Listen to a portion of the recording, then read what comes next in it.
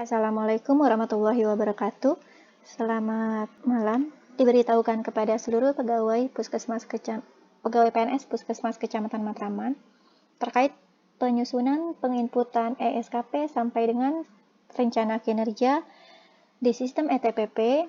Diberitahukan bahwa pegawai PNS wajib melakukan penginputan pada tahap selanjutnya. Kemarin semua pegawai PNS Puskesmas Matraman sudah melakukan penginputan atau penyusunan ESKP di sistem Simpek dan sudah semuanya divalidasi oleh atasan, sehingga pegawai PNS Puskesmas Matraman bisa melanjutkan ke tahap selanjutnya. Untuk penginputan tahap selanjutnya, seperti bisa diikuti tata cara dari tutorial video ini. Pegawai bisa masuk ke sistem etpp.jakarta.go.id atau web di mana pegawai menginput EKIN-nya setiap hari. Langsung klik menu rencana kinerja. Rencana kinerja ini kita klik, maka akan muncul tampilan seperti di layar SKP Pegawai tahun 2021. Lalu kita langsung klik tombol aksi yang ada di paling kanan, rencana kinerja, kita langsung klik. Muncullah tampilan seperti ini, di mana semua kegiatan yang muncul ke Renkin adalah semua kegiatan yang sudah kita input di sistem ESKP. Jadi di sini tugas kita adalah menginput target triwulan. Target triwulan dari setiap kegiatannya. Penginputannya seperti berikut. Misalnya untuk kegiatan 1, target 1 tahun adalah 1000 pasien. Pegawai sudah memiliki ranking Excel-nya masing-masing yang sudah dibagi per triwulannya, target per triwulan. Jadi pegawai tidak tinggal memindahkan saja sesuai dengan yang tertulis pada rankingnya masing-masing. Kita kasih contoh, misalnya di sini target setahunnya 1000 dan penentuan target per triwulan diserahkan kepada pegawai masing-masing melihat dengan kondisinya. Misalnya kita buat targetnya setiap triwulan adalah 250, sudah ditentukan oleh pegawai masing-masing setiap triwulan 250, sehingga 1 tahunnya 1000. Seperti ini kita input, lalu untuk rumus capaian diklik normal, rumus realisasi kita bisa lihat info di samping yang ada kolom I.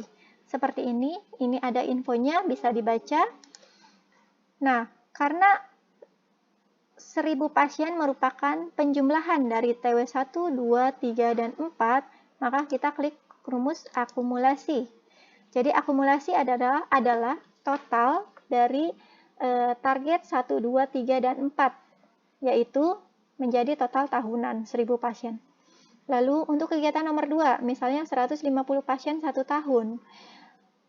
Oleh pegawai ditentukan sendiri, misalnya targetnya hanya ada di TW3 dan TW4. Misalnya di TW3-nya 100, di TW4-nya 50. Ini tetap akumulasi, karena apa? Karena total dari TW3 dan 4 adalah 150. Jadi kita buat akumulasi. Contoh nomor 3, misalnya 30 pasien 1 tahun. Sudah ditentukan oleh pegawai, hanya ada di target 2, 3, dan 4. Masing-masing targetnya 10 pasien. Maka ini tetap rumusnya adalah akumulasi.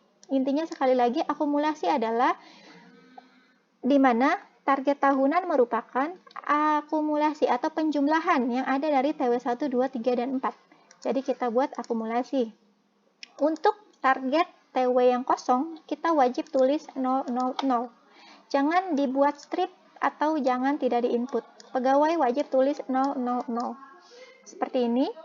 Lalu untuk ketentuan rumusnya, kita kasih contoh menjadi anggota organisasi profesi dokter sebagai anggota, di mana kegiatan ini hanya dilakukan 1 kali dalam 1 tahun. Kita tentukan menjadi anggota profesi dokter ini biasanya adanya di awal tahun atau akhir tahun, capaiannya atau targetnya. Kita tulis, misalnya targetnya hanya ada di awal tahun, kita tulis awal tahun, maka TW lainnya adalah 000, wajib ditulis 000. Rumusnya tetap normal, lalu di sininya adalah absolute X. Kenapa? Absolute X ialah apabila target tahunan berada di jumlah target tahunan hanya ada di TW tertentu. Di sini hanya ada di TW 1, maka kita klik Absolute X. Tetapi, apabila ternyata kegiatan anggota profesi dokter ini hanya kita buat targetnya di akhir tahun, seperti ini, maka rumusnya adalah absolut. Kita klik absolut apabila target itu hanya ada di TW 4. Hanya ada di TW 4, maka rumusnya absolut.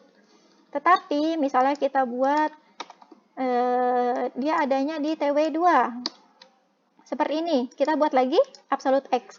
Jadi, absolute X adalah target di mana target tersebut ada di TW tertentu. Entah di TW 1, entah di TW 2, entah di TW 3. Ini wajib rumusnya absolute X. Tapi ketika kita buat hanya ada di akhir tahun atau di TW 4, rumusnya wajib absolut. Seperti ini. Lalu misalnya ada satu lagi, jumlah dilakukan pelaporan penyusunan dokumen profil kesehatan tingkat kota.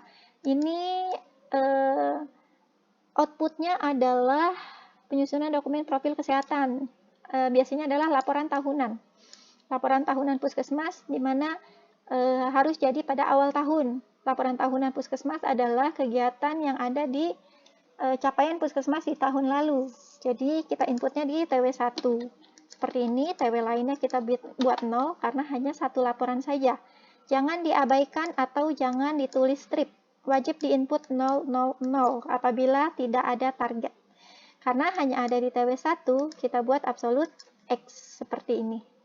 Untuk pegawai wajib mengisi setiap target triwulan sesuai rankinnya masing-masing.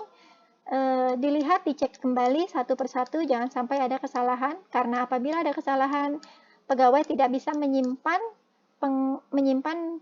apa yang sudah diinput di target triwulannya. Jadi pegawai bisa meneruskan kembali, di semua kegiatannya wajib terisi, setelah selesai maka lakukan simpan.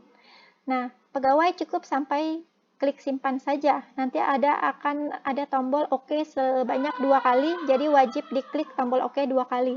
Kalau tidak diklik OK, maka tidak tersimpan. Mohon diperhatikan penginputannya. Apabila pegawai menemukan kendala pada saat penginputan, dipersilakan untuk menghubungi kepegawaian.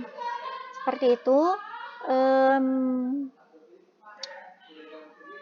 Demikian tutorial penginputan target triwulan di rencana kinerja di ETPP. Silakan dicoba. Semoga tutorial ini membantu Bapak-bapak, Ibu-ibu dalam penginputan target triwulan. Atas perhatiannya, saya ucapkan terima kasih. Wassalamualaikum warahmatullahi wabarakatuh.